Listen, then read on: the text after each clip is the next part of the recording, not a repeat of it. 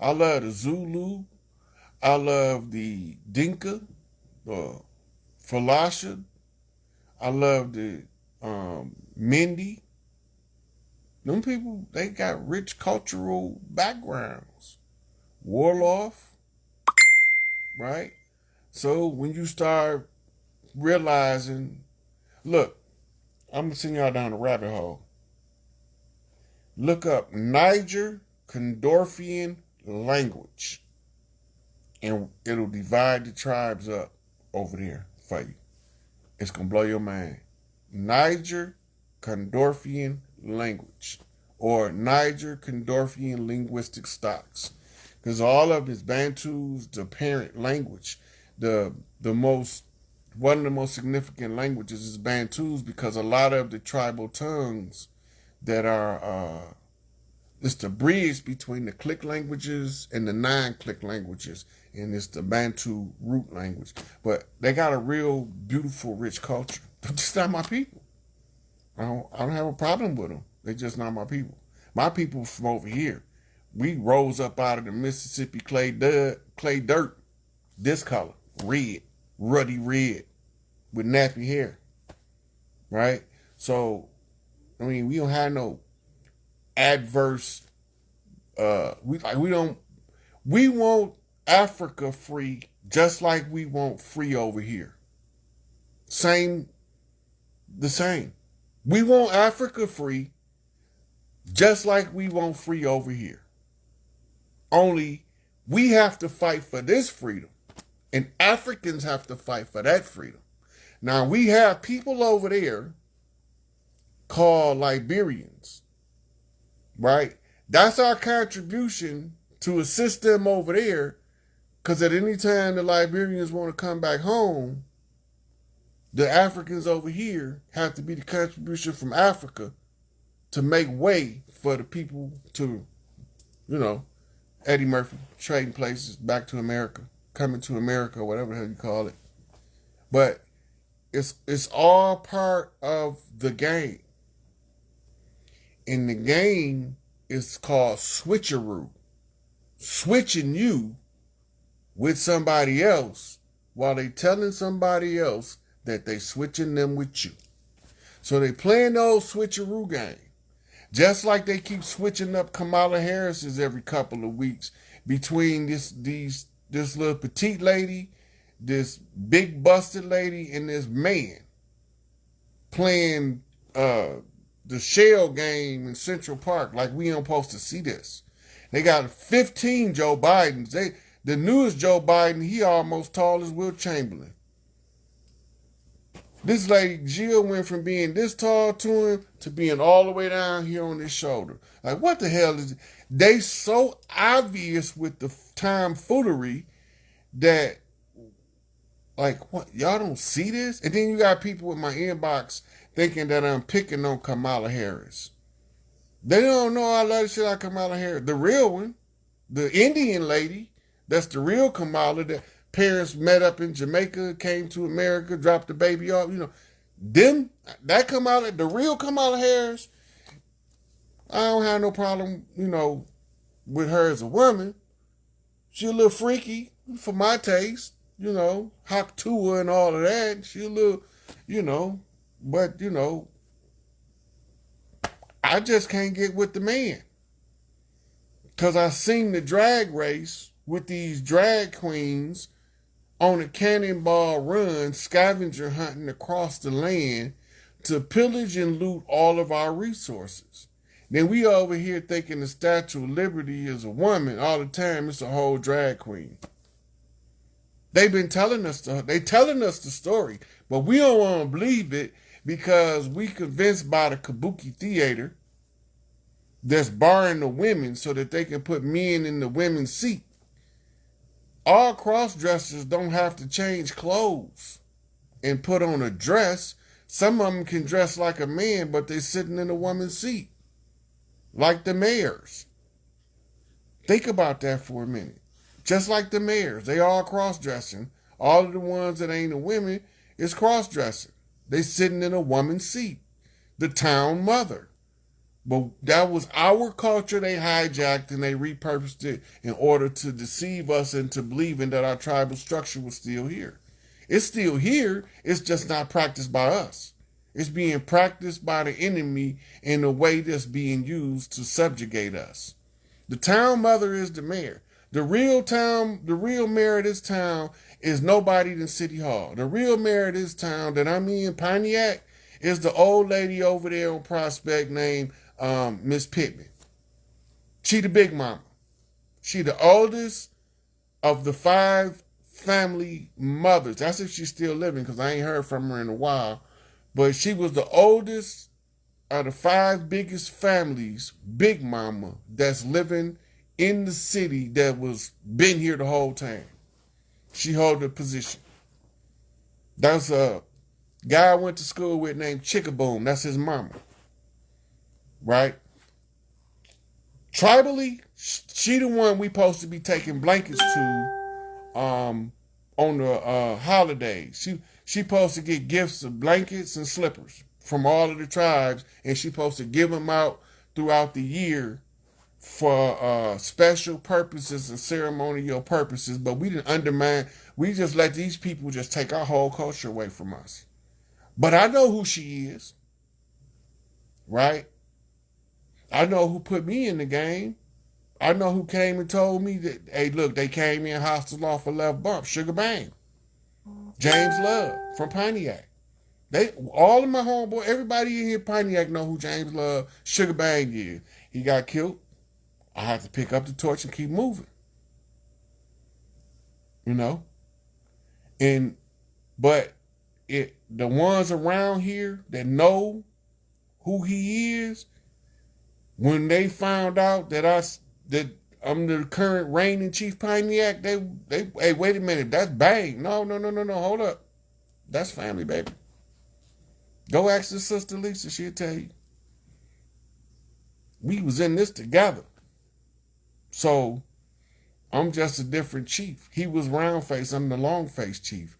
That goes straight back to Manly P. Hall's Melchizedek picture, right, with the 4 faces. Right, so we had the ox, that's Oxford. The eagle claw, that's Clawson. Right? The lion, that's Leonard. And then the scarlet robe, that's Auburn Hills. And then you got the chief of the long face. Long face chief, not round face chief. Algonquin, bird face, the bird man. The bird head chief, not the sun face chief. The pie face, not that chief. Right? So when you start understanding that this culture, I had to spend time with the Saginaw Indians. They still up there in Saginaw, looking like us, doing what we do, gigging. Right? I had to go hang out with the Flintstones. They made a cartoon based on their culture. The Flintstones. The mining of the rock mines, that was the gravel pits that was a little further up north from Flint that they used to go to. Then Flint is the home of the Auto Workers Union. The Auto Workers Union was born in Flint, Michigan. And so they poison the water, try to get rid of them. The Flintstones ain't going nowhere. You can't poison them out. You can't kill them out. You can't lock them up. The Flintstones ain't going nowhere. They love their home. You can run it down. You can strangle out the financial support. You can murder Mr. Mays, Alderman Mays. You can murder him. But you still can't get them Flintstones out of Flint. Right? And they been there, they gonna be there. It's just sad that you tried to poison all of them people and didn't have any regard for anybody's child, for anybody's granny, nothing. You just poison them all. That's the most ruthless, vilest thing this government in Michigan, no it ain't, back in the 70s, they were spraying chemicals in Grand Rapids to see how it would affect the general population without telling them.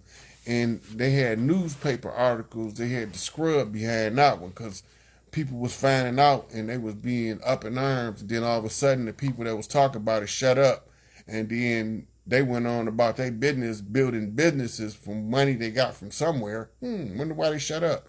And then you had other people that was putting it in print that was disappearing, like reporters and shit.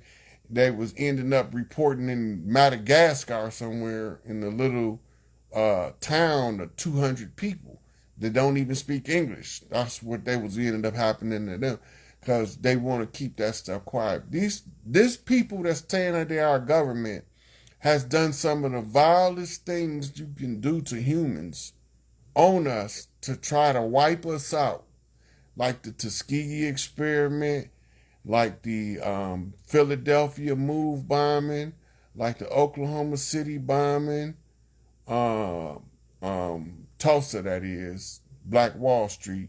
I ain't talking about the federal building. Well, that was the government too. That was Hillary Clinton behind that. Her and the Snowman Bill, right? All of this stuff that they've been doing to us, the worst thing I think they did to us, just kept us down the longest, is to turn us on each other. Just like in the in the so-called slave movie where they used to take I need me a mandingo nigga, I need me a fighter to go fight it, and so they making the niggas fight. That's what they've been doing to us. They've been sicking us on each other. But see, they come from a different genetic stock from us. So when they grow up with us, they compel us to behave out of character. Right? They catch us. They know what they're doing because they're doing it. As a child, they're not doing it out of malice. They're doing it out of mischief. And that's why they say that the devil go about spreading mischief and bloodshed. He haven't, as a teenager, he haven't developed the malice yet. It's just mischief. It's mischievous.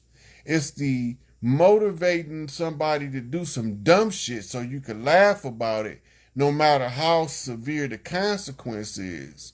This is how they mischievous, but as they grow older, they mischievous endeavors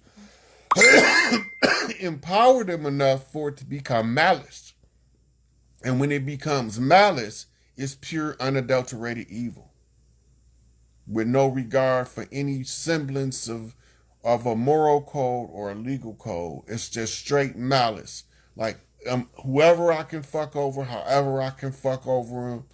They always coming to you borrowing shit, but don't never pay it back. Don't never offer to pay it back. And if you ask for it back, they catch amnesia. They do that kind of shit. Or they'll come and then they'll ask you to do something that they know they're not going to do themselves. First of all, the only way I'm going to ask somebody to do something I'm not going to do myself is if it's somebody I'm paying to do the job. I'm not going to ask somebody, even the job that I pay, if I knew how to do it, I'd do it myself. Right? The only reason I'm paying you is to do something that I don't have the skill set developed in which I can get the job done efficiently and effectively. But if I got the time to sit there and rehearse it until I get it right, I might be able to just do the job myself and I won't have to call nobody. Because the worst thing for me to do is ask for some help. That's the worst for me. The worst thing I could do is ask for help.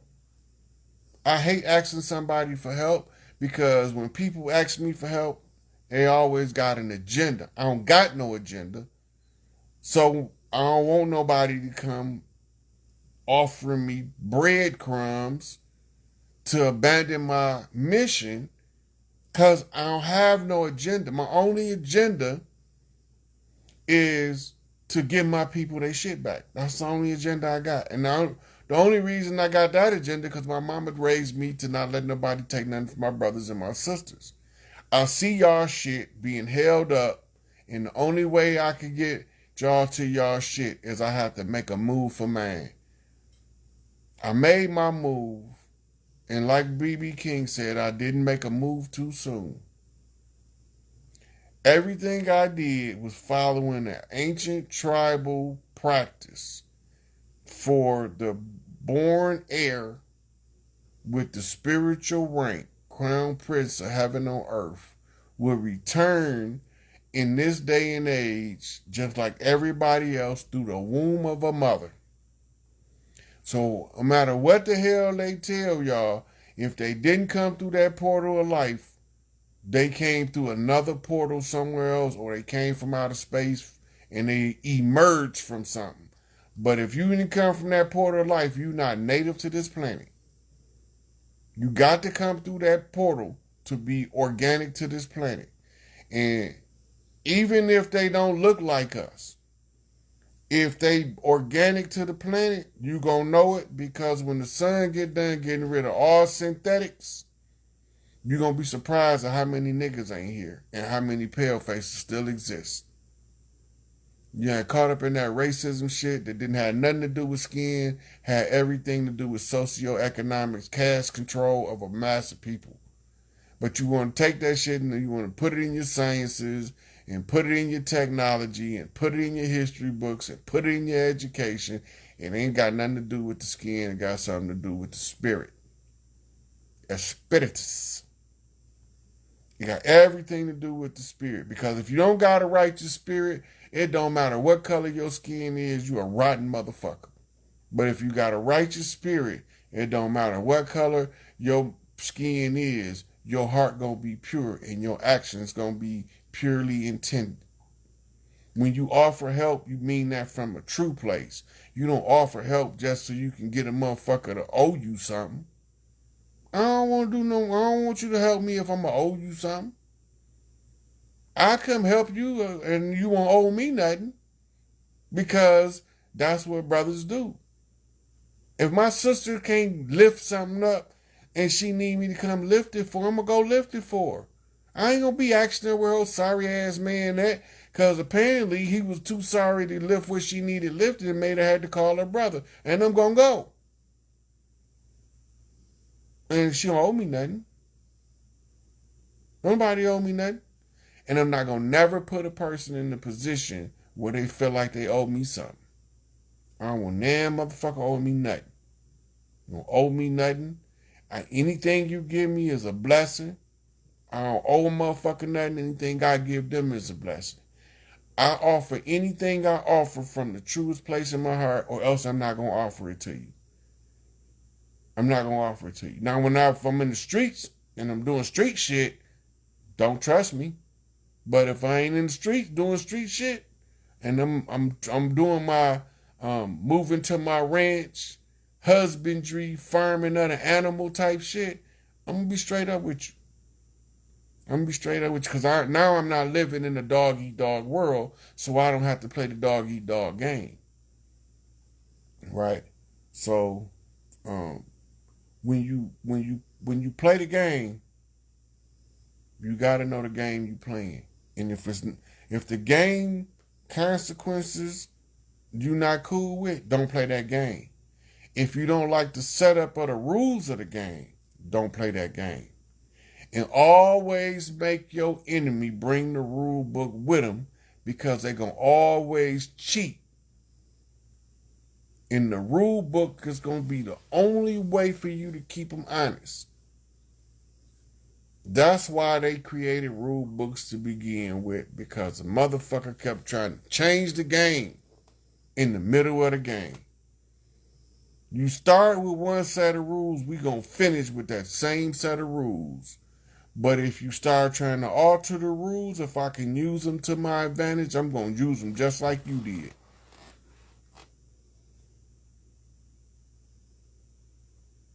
And that, people, been chiefing with the chief. And again, I'll be back with my Africa video. And I'll catch y'all then.